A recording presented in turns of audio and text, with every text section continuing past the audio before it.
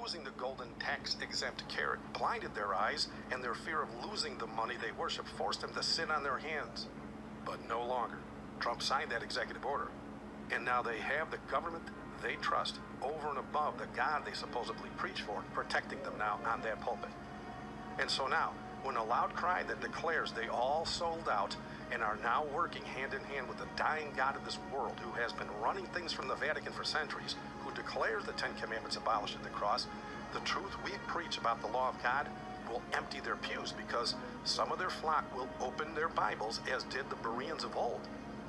And so those hirelings standing at the pulpit will have to fabricate a need to pass a law demanding all people attend church on Sunday so as to stop the prophesied increased calamities. Of course, that will only be the excuse they use, when in fact, as prophecy dictates, is their way of combating the truth about the sin of the not go to church on Sunday. God, Jesus said the rest on Sunday. They want a law passed to shut up the and Sabbath keep the keepers. Sabbath day They gotta holy fabricate a law that says you have to go to church on Sunday so as Saturday. to appease God so he'll stop the calamities.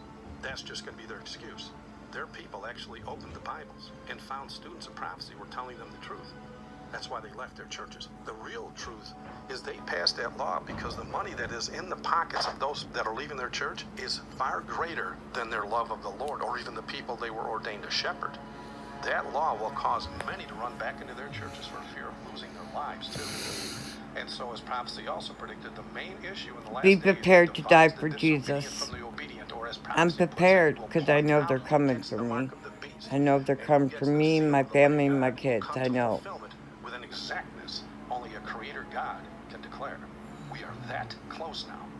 They literally have the ability to enforce the mark of the beast. And if you are a Christian who is riding the fence on this long prophesied fact, you need to get off that fence and obey the Lord you claim to worship, that wrote that law with his own finger in stone, no less, so as to declare it eternally unchangeable. Amen. For if you refuse to accept Jesus as Lord and stop offering him lip service, as prophecy proclaims most will do today, you will be those Christians that the prophet Jeremiah declared will shout on that great and dreadful day that the harvest is past, the summer is ended, and we are not saved.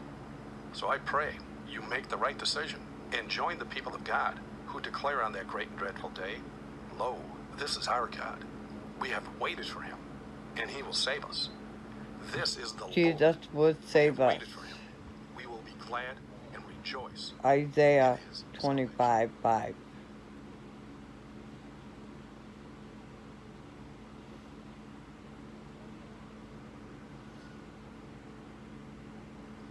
And so we're in a crisis now where people have to understand that if that church has embraced the world, if that church has embraced Babylonian teaching, then you must separate yourself from that church in order for you to have the second angel's experience. Because the second angel says, come out of her, my people. That's not just the Babylonian churches, but the Babylonian teachings as well. Are you with me?